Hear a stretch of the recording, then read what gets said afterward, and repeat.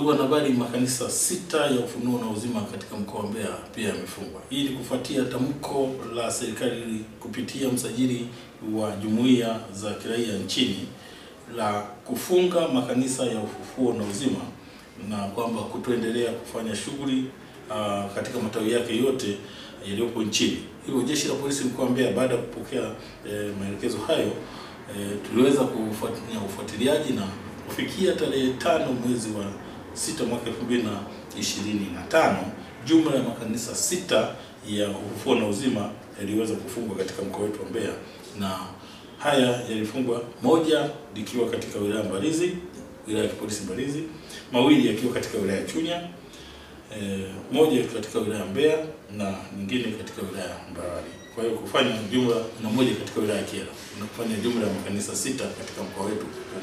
Lakini bado kufuatiliaji unaendelea kufanyika, na pindi tutakapobaini tutaweza kuhakikisha kuyafunga yote na kuweka ulinzi. Mpaka sasa hivi tumeweka ulinzi kuhakikisha kwamba hakuna shughuli zinazofanyika, na tumeshirikisha viongozi wa maeneo hayo ambako makanisa yamejengwa, kuwataka wananchi na waumini kwa ujumla pamoja na viongozi wa dini wasifanye shughuli hii ya kuendesha shughuli za kidini katika makanisa hayo. Kuja na Kushoka Tools Manufactures ni mabingwa na wabunifu wa bidhaa rafiki wa mazingira. Tumebobea katika kutengeneza majiko banifu yanayotumia mkaa mbadala na gesi, yenye uwezo mkubwa wa kutumika katika taasisi mbalimbali kama shule, vyuo, hoteli na hata majumbani. Kwetu utajipatia mashine zenye ubora wa kuzalisha mkaa mbadala, na pia tunatoa mafunzo ya uzalishaji wa mkaa mbadala ili kutekeleza kwa vitendo azma ya serikali juu ya matumizi sahihi ya nishati safi. Tunauza mkaa mbadala usio na madhara kwa afya ya mtumiaji. Ni nishati safi na hauna kabisa moshi. Unatokana na teknolojia ya utunzaji wa mazingira. Kwetu utaupata kwa bei ya